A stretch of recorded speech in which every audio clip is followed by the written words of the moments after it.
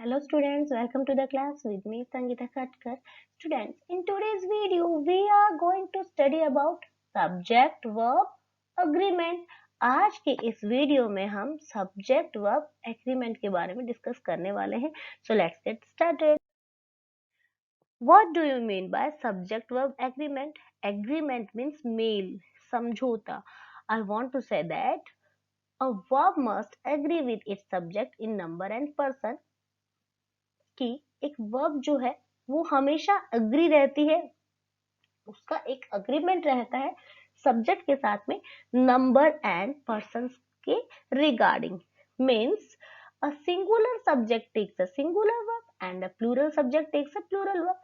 कि अगर हमारा सब्जेक्ट सिंगुलर है तो वहां पर हम वर्ब भी सिंगुलर ही यूज करेंगे, एंड अगर हमारा सब्जेक्ट प्लूरल है देन हमारी वर्ब भी प्लूरल ही यूज होगी. So let's understand it with the help of example. Example like the dog barks. The dog barks. Here what is the subject? The dog. क्योंकि हम बात किसके बारे में कर रहे हैं यहाँ पे? डॉग के बारे में. It means dog हमारा सब्जेक्ट है, तो यहाँ पर डॉग के साथ साथ जो वर्ब है barks वो भी सिंगुलर ही यूज होगी. ओके, एंड अगर हमारा सब्जेक्ट प्लूरल है तो वर्ब भी प्लूरल ही यूज होगी. Like the dogs bark, the dogs bark. तो यहाँ पे डॉग्स क्या है? प्लूरल फॉर्म में है, प्लूरल सब्जेक्ट है हमारा. देन बार्क जो है वर्ब वो भी प्लूरल की तरह ही यूज होगी. Okay, so first we learn some important point like what is subject and verb in a sentence, how to identify subject and verb in the sentence, what exactly is subject verb agreement, and basic rules surrounding it. So without wasting time, let's get started. What is subject in a sentence? कि एक sentence में subject क्या होता है? So subject is in a sentence is person, place, thing or idea that is doing or being something. एक sentence में जो subject होता है मे बी पर्सन हो सकता है, प्लेस, थिंग और आइडिया भी हो जाता है, जो कि या तो कुछ कर रहा होता है या फिर वो बीइंग और स्टेट के बारे में भी हमें इन्फॉर्म करता है.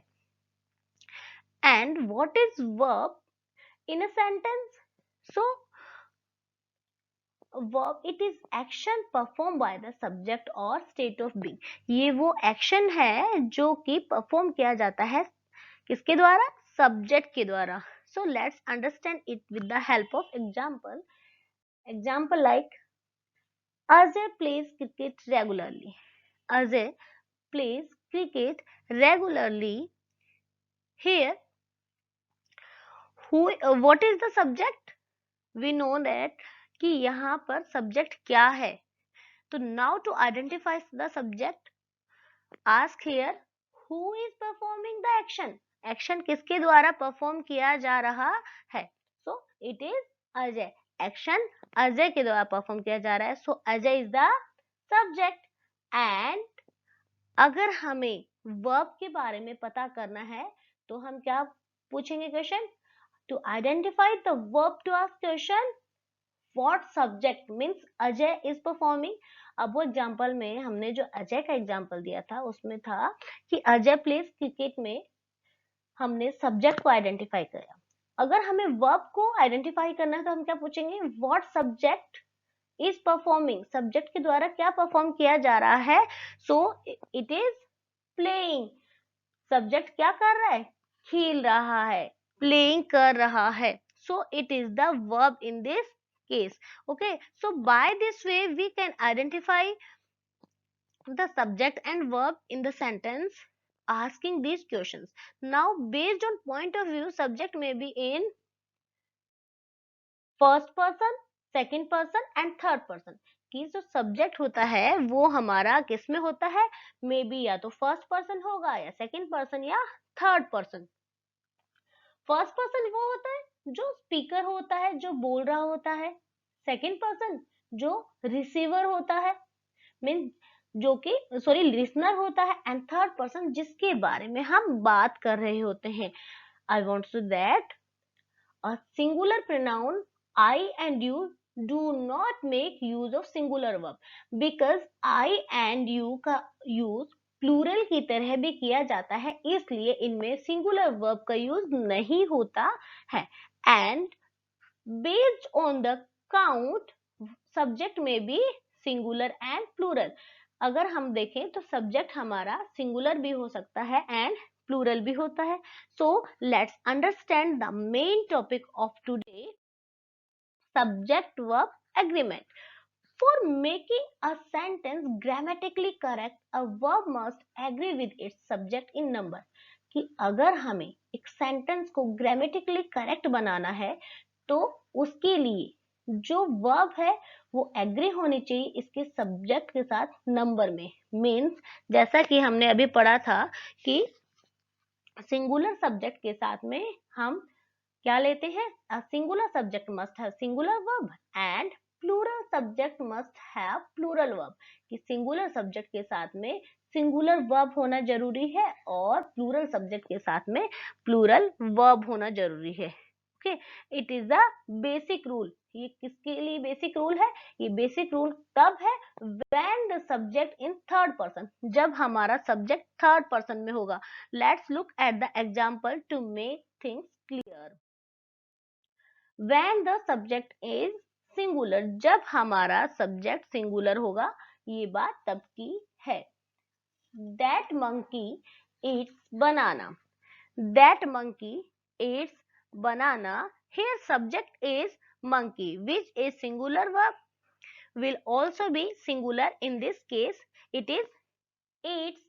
कि monkey क्या खा रहा है, बनाना। तो यहाँ पर जो monkey है जो कि हमारा सब्जेक्ट है वो सिंगुलर में है, इसलिए वर्ब जो कि ईट्स है वो भी सिंगुलर होगी। Okay, next, this car goes fast. This car goes fast. Here the subject is car which is singular, so the verb will also be singular. In this case verb is goes। हमारी verb क्या होगी, goes होगी। So now let's look these examples with plural, means when the subject is in plural form, जब हमारा subject plural में होगा। Those monkeys eat bananas. Those monkeys eat bananas. So subject is monkey which is in plural form, so the verb will also be used in plural form. So always remember the rule that a singular verb taken a singular verb and plural subject taken a plural verb. Okay, but now look at the examples when subject is not in third person।